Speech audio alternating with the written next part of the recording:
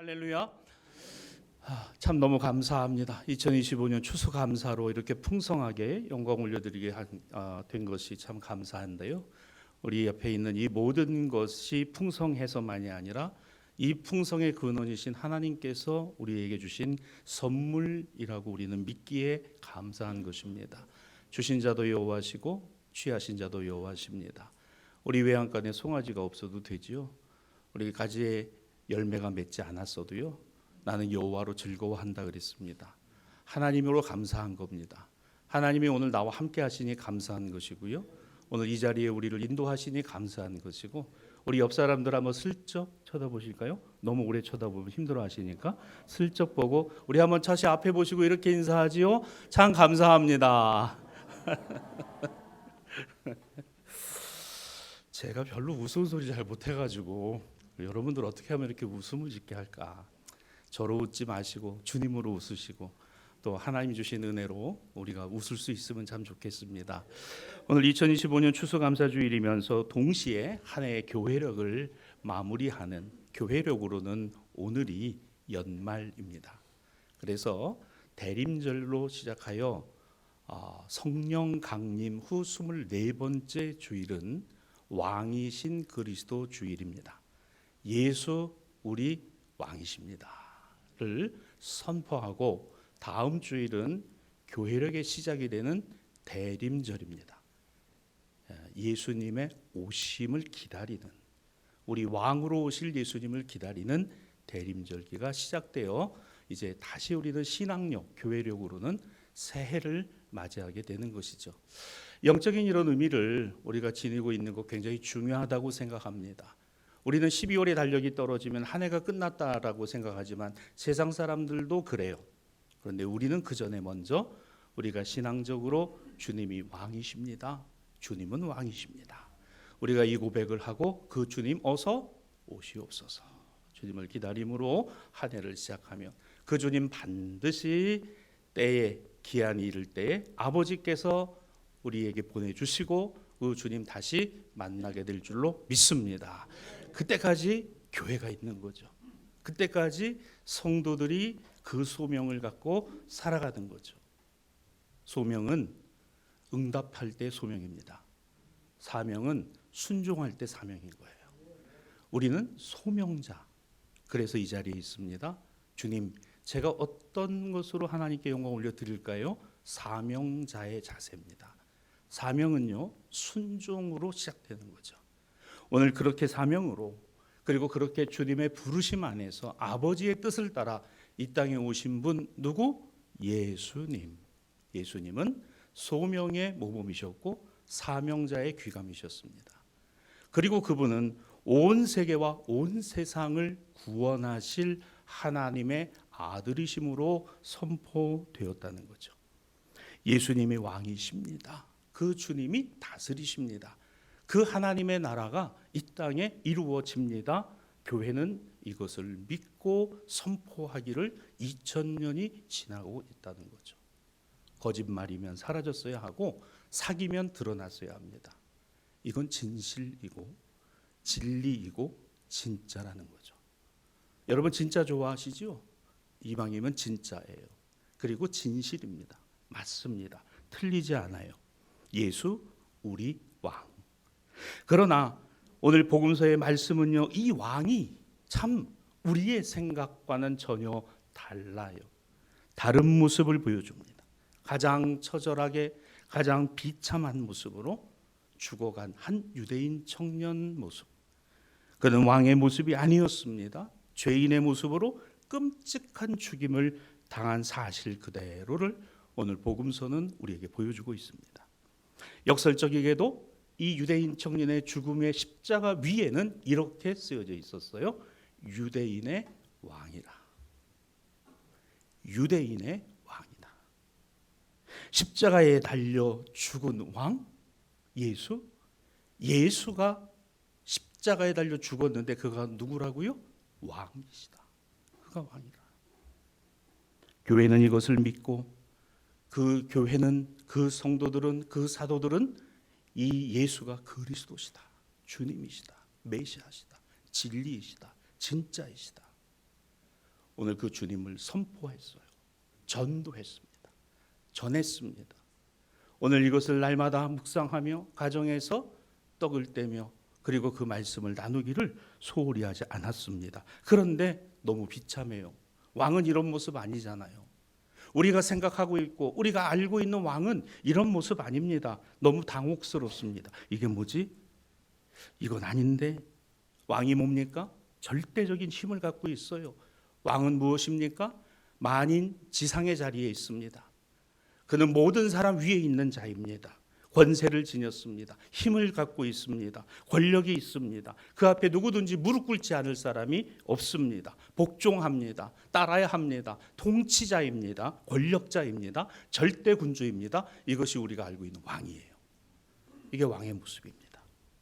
그런데 사람들에게 끌려다닙니다. 질질질 끌려다니고 재판을 이리저리 불려다니고 그러면서 매질을 당하고 침뱉음을 당하고 함께 데리고 다녔던 제자들로부터 부정을 당하고 배신을 당하고 옷이 완전히 발가벗겨져서 나무에 매달려 못을 받고 그리고 그 옷은 갈갈이 찢겨져서 로마 군인들에게 전리품이 되고 이게 왕이에요.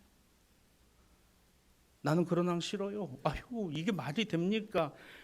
그러고서 처절하게 죽은 그가 왕이라니요. 왕은 그거 아니잖아요. 어떻게 그렇게 죽습니까?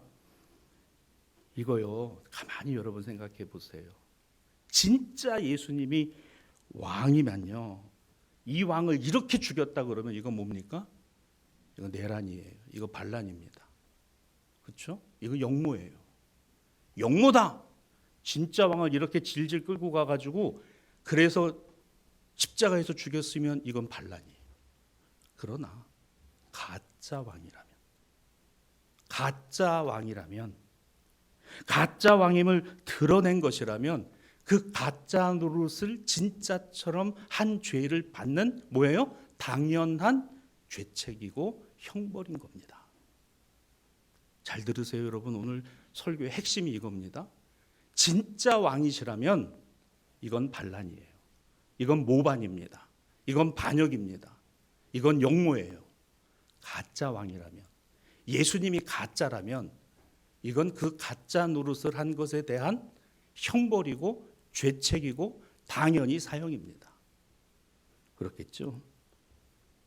자, 오늘 본문 속에 마주하고 있는 예수님의 모습, 제 또 다른 성경 본문 하나가 나와요. 예레미야는 이런 소원을 갖고 있어요. 예레미야 23장 5절입니다. 보라 때가 이르리니 내가 다윗에게 한 의로운 가지를 일으킬 것이다. 그가 뭐가 돼요? 왕이 돼요. 하나님께서 보내신 그 왕이 사람들에게 의해 조롱당하고 박해당하고 결국 십자가 위에서 아무 저항도 못한 채 죽임을 당했는데 아무 힘도 못 쓰고 죽었다는데 이거 우리가 생각하는 왕과는 전혀 다른 모습인데 왕은 어떤 것이에요? 이 소망, 이런 소망을 통해서 여기서 우리가 기억해야 되는 건 이겁니다. 세상의 왕들이 우리에게 보여주고 있는 모습들. 자, 성경 안으로만 국한해서 우리가 놓고 봐도요, 충분히 알 수 있는 왕의 모습들이 있습니다. 먼저 누가 보이시나요? 애굽의 바로입니다. 파라오. 그는 절대군주였어요. 애굽의 제국을 건설했습니다. 오늘 이 히브리인들을 데려다 노예를 삼았어요. 오늘 믿음의 가정이었던 아브라함의 후손들 중에 특별히 야곱은 신앙의 3대의 가정을 이루었지만은 그에게는 다 많은 시련이 있습니다. 자녀들이 많았어요. 그러나 자녀들 안에 시기가 일어나고 문제가 일어납니다. 기근이 찾아왔습니다. 어떻게 해야 될까? 애굽으로 가자. 그런데 그 애굽으로 가는 길에 누가? 죽었던 아들, 죽었다라고 믿었던 아들 누구예요? 요셉이 애굽의 파라오 다음 가는 자리에 올라가 있을 줄이야. 근데 그 파라오는 어떤 사람이에요? 말 한마디로 사람을 죽이는 사람입니다. 제국의 절대자입니다. 태양의 아들입니다. 그는 신이었어요. 그게 바로 제국의 절대자의 모습. 430년이 흘렀습니다. 요셉의 후손들은 노예가 되었어요. 고센 땅에서 그들은 가진 고생을 다하며 애굽에 우리가 지금에 가서 보고 있는 그 거대한 석조 건축물들을 짓는 일에 노예로 동원됐습니다. 진흙을 가져다가 놓고서 빚어가지고 쌓으라 이야기해요. 유대인들이 너무 미워가지고 지푸라기를 다 빼버리고 만들려고 합니다. 누구의 명으로? 왕의 명으로, 바로의 명으로. 그게 왕이에요. 왕은요 한마디면 끝납니다. 뭐 이렇게 저렇게 할 필요가 없는 거죠. 하나님은 그 파라오 밑에 있는 누구를? 하나님의 백성들을 보셨어요. 그리고 그들을 거기서 건져내셨습니다. 압제에서, 파라오의 압제에서 건져내셨으니 우리는 이것을 출애굽이라고 하는 거죠. 하나님의 구원의 역사가 거기서 시작됐다는 거예요. 사사시대를 거쳤습니다. 이스라엘의 첫 번 임금 누굽니까? 사울을 세우셨어요. 하나님 보시기에 합당했습니다. 그의 처음의 모습은 정말 좋았어요. 사무엘을 통해서 기름 부음을 받았습니다. 사울은 왕의 제목으로 충분했고 그는 작은 지파에 소속돼 있었습니다만 그래도 그는 신실한 신앙과 믿음을 가진 사람이었어요. 하나님은 기뻐하셨습니다. 사무엘을 통해서 이렇게 말씀하세요. 너는 내 백성 이스라엘의 뭐가 되고? 주권자가 되고. 주권자가 되고. 여기서 주권자라는 말은 왕은 왕이지만 주인이 있는 왕입니다. 왕은 왕이지만 주인이 있는 왕. 그 주인이 누구예요? 하나님이시다. 나는 하나님의 말씀을 듣고 살아야 할 임금, 왕. 그래서 히브리어로는 나기드라고 말합니다. 주권자. 네 마음대로 하는 게 아니라 하나님의 말씀을 따라야 할 임금, 주권자. 그런데 사울이 변질되기 시작했어요. 하나님도 무시하고 함부로 하나님의 말씀을 예단하고 하나님의 종을 무시합니다. 자기 마음대로 멋대로 제사 드립니다. 결국 뭐예요?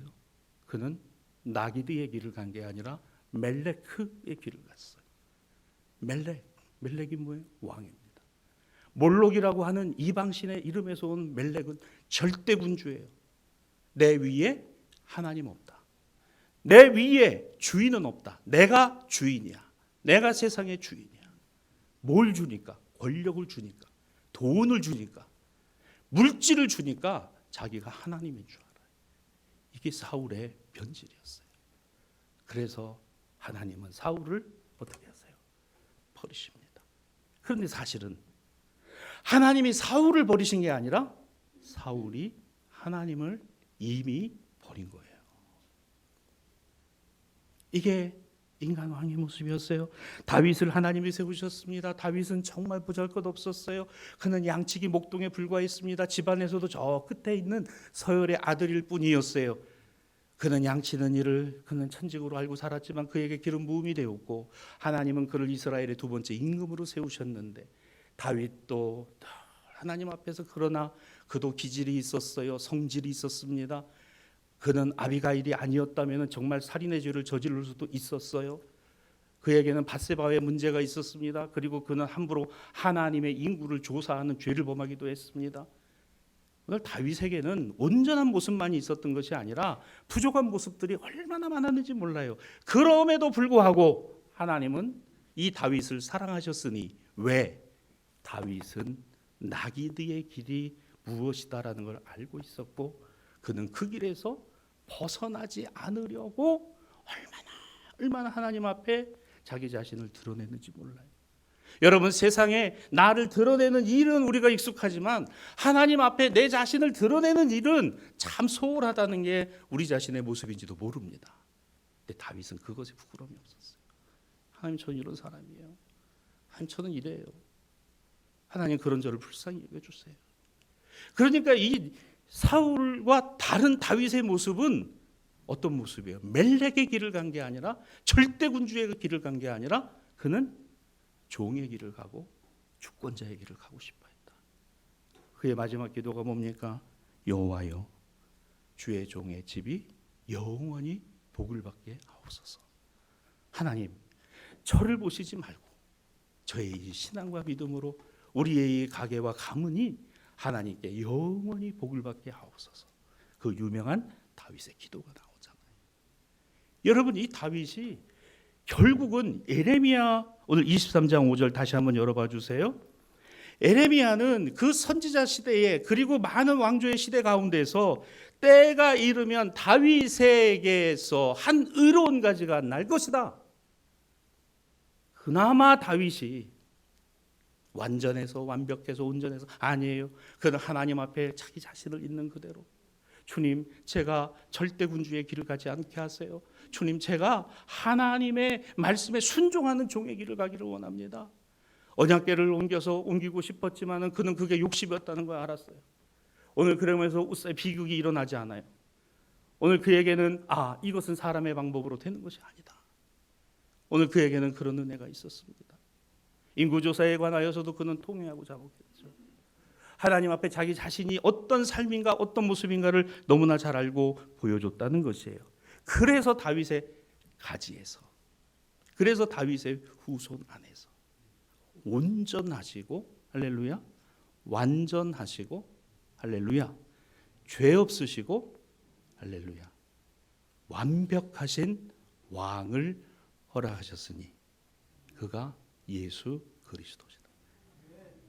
다윗의 자손 예수 그리스도의 세계가 시작된 겁니다. 할렐루야. 예수님이 우리 진짜 왕이십니다. 그러니까 이 많은 선지자들이 그렇게 외친 거예요.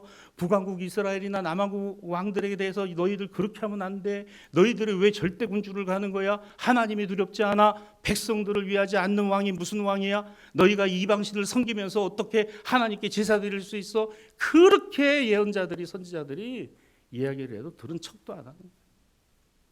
가끔가다 요시야? 어쩌다가 히스기야? 이런 정도예요. 여러분, 여기서 우리가 무엇을 알 수 있습니까? 인간 왕은 이런 거예요. 사람의 왕은 이런 겁니다. 하나님이 원하시는 건 이거예요. 예레미야 23장 4절과 6절에 보시면 하나님이 세우시고자 하는 왕은 목자입니다. 나기드예요. 하나님의 종입니다. 그리고 하나님을 주권자로 인정하는 거지 내가 주권자가 아니라는 거예요.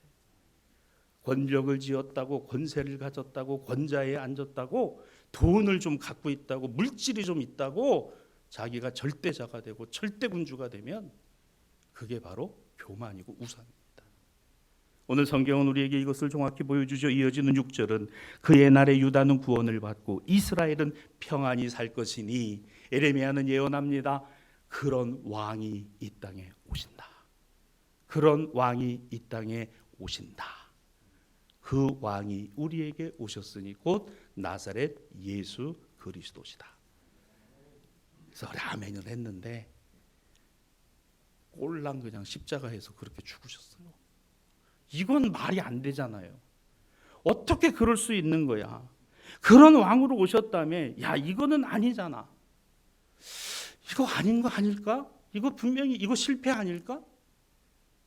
33살의 저 청년, 저 유대인의 저 청년, 나사렛 청년이 그가 정말 하나님의 아들이라고 말했던 요한이나 세례 요한이나 그를 따랐던 제자들이나 오늘 예루살렘에서 그 예수의 부활을 목도했다는 이들의 모습들이 정말 맞는 얘기야?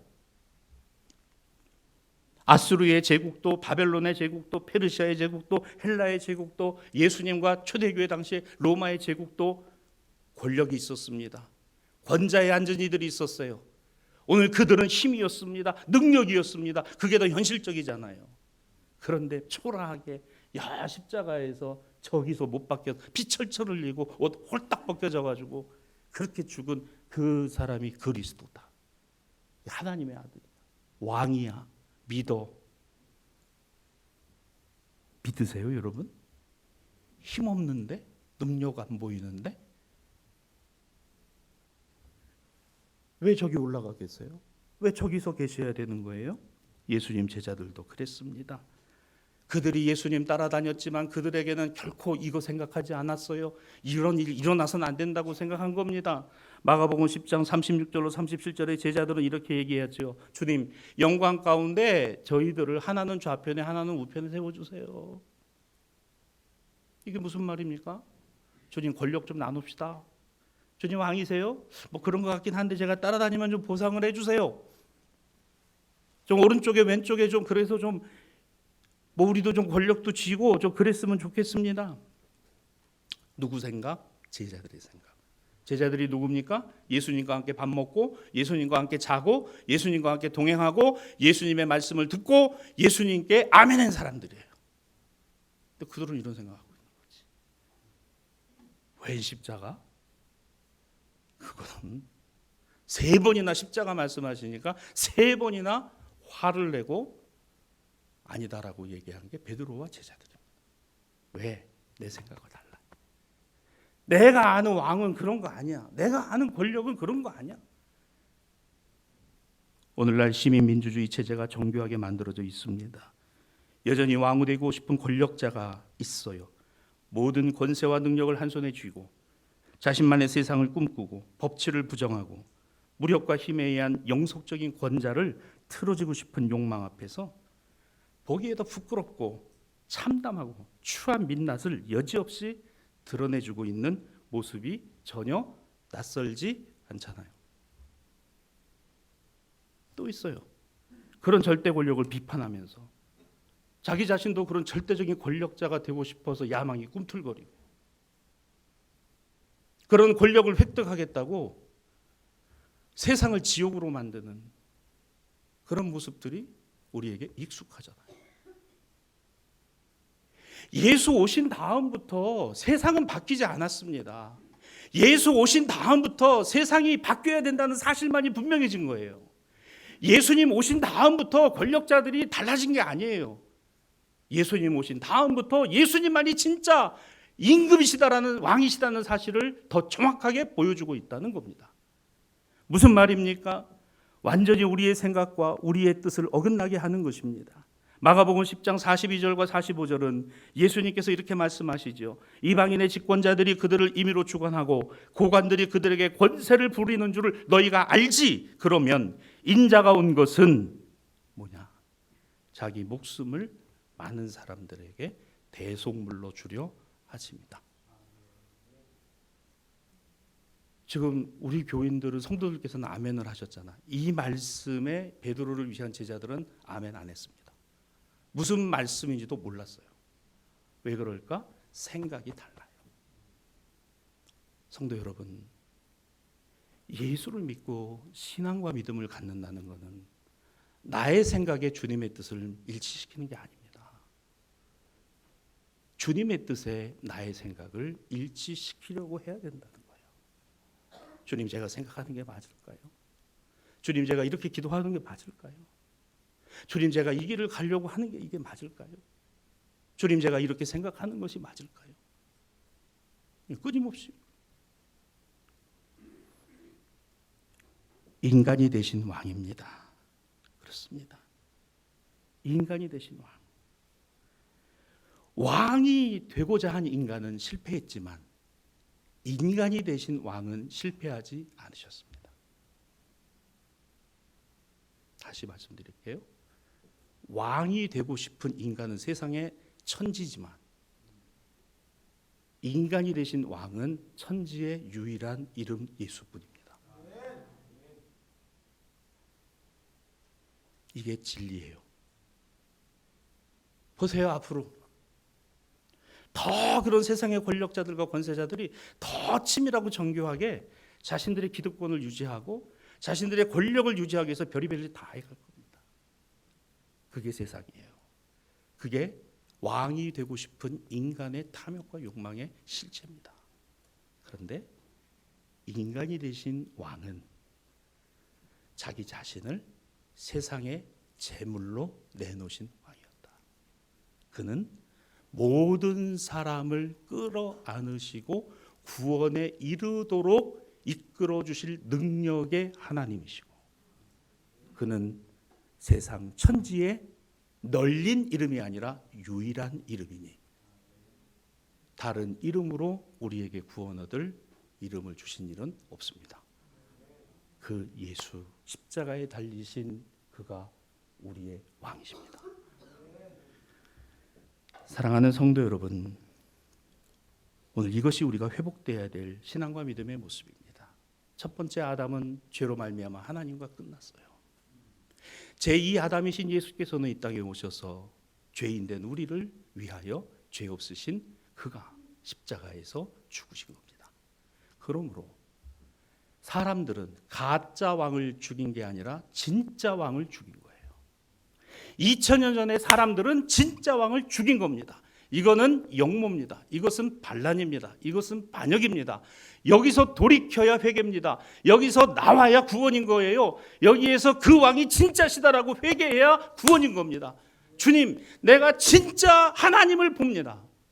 나의 주님, 나의 하나님이십니다. 도마가 부활의 주님을 만났을 때 그에게 터져나온 신앙 고백인 거예요. 사랑하는 여러분, 하나님이 보이세요? 천만에. 누가 하나님을 봅니까? 우리는 예수 그리스도를 말씀을 통해 봅니다. 그분의 말씀을 통해 봅니다. 그분의 가르치심을 통해 보는 거예요. 무엇이 우리에게 구원입니까? 구원이 죽어 이 땅에서 천국 가는 그 길에 그냥 직통 통로가 뚫리는 게 그게 구원이에요? 나는 여전히 욕심과 욕망에 사로잡혀서 나에게는 여전히 하나님이 따로 있는데 그 하나님을 여전히 붙들고 있으면서 나는 또 다른 하나님을 향하여서 이것도 주시고 저것도 주시고 이것도 해주시고 저것도 해주시고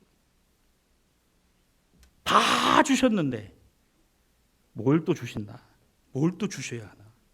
사랑하는 여러분, 하나님은 당신의 아들을 통해서 우리에게 다 주셨어요. 모든 걸 주셨어요.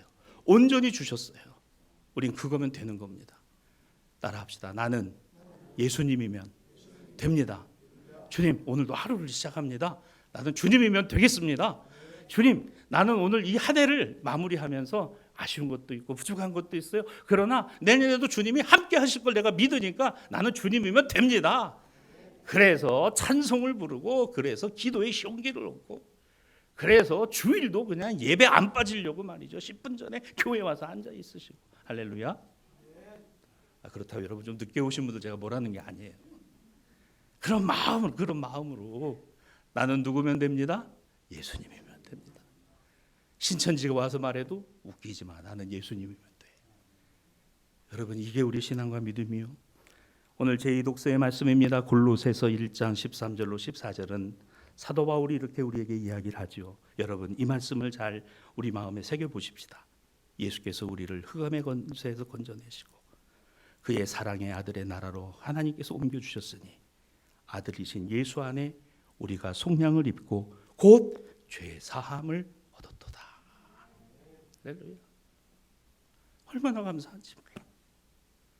나는 여전히 바로와 같은 꿈을 꾸고 있고, 나는 여전히 신앙과 믿음 안에서 잘 보겠다고 해놓고 사울과 같이 변질돼가고, 나는 여전히 내 안에 솔로몬과 같이 그냥 아버지로부터 받은 그 모든 것들을 그냥 그렇게 지나보내고 인생의 말년에 한다는 소리가 어때고 여러분, 그 인생이 남는 게 뭐예요? 다윗의 자손에게 한 의로운 가지가 나서 보라, 저가 진짜 왕이시다. 저가 진짜 하나님의 아들이시다. 저가 진짜 우리의 구원자시다. 이걸 지금도 하나님은 끊임없이 우리에게 보여주시고 끊임없이 말씀하시고 끊임없이 우리에게 이것을 계시해 주고 계시는데 나는 뭘 쳐다보고 있나? 나는 무엇을 생각하고 있나? 내가 예수 이전의 인생의 삶은 어떤 것이었을까? 그렇습니다. 우리는 너무 힘들어요. 왜요? 현실에서의 삶이 너무 녹록지 않아요. 너무 힘들어요. 하루하루가 너무 아파요. 고통스럽고 때로는 너무 힘들어서 어쩔 바를 모를 때가 있어요. 그런데 신앙은 자꾸 우리에게 이러한 말씀들을 주고 있거든요. 이게 충돌이 일어납니다. 이게 충돌이 일어나면서 어찌해야 될 바를 모르겠고 어떻게 해야 될 바를 몰라요. 그런데 여러분, 이게 너무나 자연스러운 것은 세상은 우리에게 소망을 가져다 주는 것이 아니라 세상은 우리에게 진짜 소망이 필요하다는 것을 보여주고 있는 것이고, 세상 안에는 참된 평안이 없고 진짜 평안이 있어야 된다는 걸 우리에게 보여주고 있는 것이고, 세상의 권력자들은 우리를 이용해서 어쨌든 권력 유지하고 싶어 하지만 하나님의 아들이신 예수는 그 세상 안에서 참된 평화와 안식을 우리에게 주시는 하나님의 아들이시다. 아주 명징하게 명명백백하게 성경은 우리에게 이것을 드러내 보여주고 있으니 주님 감사합니다. 이 모든 것을 은혜로 주신 주님 감사합니다. 은혜가 나를 살리고 은혜가 나를 살게 하고 그 은혜가 오늘 나의 믿음 되고 그 믿음이 내 안에 감사가 되고 주님, 모든 것이 주님의 영광입니다. 말씀을 정리합니다. 우리 21일간의 다니엘 기도회를 했죠. 이번에 간증을 통해서 저 많은 여러 가지를 느낀 가운데 특별히 모태신앙의 간증자들이 상당히 좀 많았다는 걸 제가 좀 느꼈습니다. 모태신앙 무슨 뜻이죠? 어머니 뱃속에서부터 교회 다녔다, 모태신앙. 근데 못해신앙. 교사 좀 해주세요. 못해. 집사님 내년에 좀 이런 봉사 좀 해주세요. 못해. 교회는 다닙니다. 예배는 드립니다. 말씀은 안 들어옵니다. 성경은 외웁니다. 내 말씀 아닙니다. 그게 모태신앙이에요. 저와 아내도 모태신앙입니다. 목사의 가정에서 다 자랐으니까 또 오죽하겠어요. 성탄 때만 되면요, 저희 사남매 항상 앞에서 개척교회, 작은 교회, 소담한 교회였지만은 한복 다 입고 서가지고 마태복음, 예수님 탄생 구절 영어로도 하고 한글로도 하고 일본어로도 하고 아버지 써주면 그거 가지고 그래 했어요. 여러분, 그분들이 일관되게 고백하는 거 제가 가만히 들으면서 어떤 생각을 하게 됐냐면, 하나님은 은혜 가운데 그들과 그래도 함께하고 계셨다는 사실을 그분들은 어느 때, 어느 순간, 어느 환경, 어느 사건에서 반드시 알게 되더라는 거예요. 그렇죠? 여러분, 포기하지 마세요. 여러분 자녀들 포기하지 마십시오. 하나님은 지금도 함께하고 계시다는 거예요. 우리 전도 대상자 처음에 가서 아유 목사님, 아이고 잘 오셨어요. 알겠습니다 목사님, 제가 다음 주부터 교회 갈게요. 사실 좀 그런 기대를 갖고 가요. 저도 지금 여러분의 말씀은 안 드렸지만 저도 전도 대상자 지금 하나 있거든요. 한 분 계신데 그 가정을 두고 아유 목사님 하여간 잘 오셨어요. 하여간 알겠습니다. 그래서 저는 정말 이번 주에 오시겠구나 그러고서 뭐 했다가 오긴 뭘 와, 오기는 아이 이것도 아닌갑다. 근데 제 안에는 그에 대한 실망보다도 그를 여전히 부르시는 하나님의 음성이 들린다. 그를 여전히 하나님이 사랑하고 계시다는 사실이 제 안에 들어오더라는 거예요. 여러분, 이거면 되는 겁니다. 실망하지 말고 낙심하지 마세요. 여러분, 자녀들에 관한 문제도요, 자녀들에게 문제가 있는 게 아니에요. 나한테 내가 생각하기 나름인 거죠. 여러분, 모태신앙이니까 좋은 거라고요? 글쎄요. 이삭은 아버지 훌륭한 아브라함의 믿음의 가정에서 자랐지만 그 이삭의 아들인 에서와 야곱은 그 신앙 가정에서 어떤 삶을 살았나요? 야곱은 야복강에서 하나님의 은혜 경험하고 베델에서 하나님의 은혜 경험하기 전에 그의 삶은 어땠습니까? 여러분, 그래서 가장 중요한 게 뭐냐? 내가 부정하고 내가 모르고 내가 아직은 깨닫지 못했어도 예수 나의 왕이시다는 거 변하지 않는다. 예수 세상의 구주시라는 거 변하지 않는다. 예수께서 세상을 구원하신다는 사실은 변하지 않는다. 오늘 이것을 믿는 게 교회요, 이 믿음을 갖고 살아가는 게 성도인 줄로 믿습니다. 여러분, 이렇게 우리가 신앙적으로 올 한 해를 마무리하고 왕이신 그리스도와 함께 더욱 힘있게 내년 한 해 2026년을 모일 때마다 예배자로 하나님께 뜨겁게 예배하고 기도드리고, 우리가 흩어지면 모하는 자로, 선포하는 사람으로, 전도하는 사람으로, 주님을 증거하는 사람으로 살아내는 저와 여러분이 되었으면 좋겠습니다. 이 신앙과 믿음으로 그래서 우리는 골로새서 1장 19절에서 20절의 말씀을 기억합니다.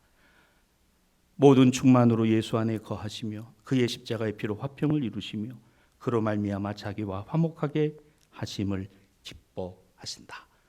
예수 그리스도를 통해서 이것이 나의 간증이요, 이것이 나의 고백입니다. 예수 나의 왕이시고 우리 가정의 왕이시고 우리 교회의 주님이시고 세상의 구주십니다. 오늘 이 신앙으로 믿음으로 승리하는 저와 여러분 되기를 우리 주님의 이름으로 축복합니다.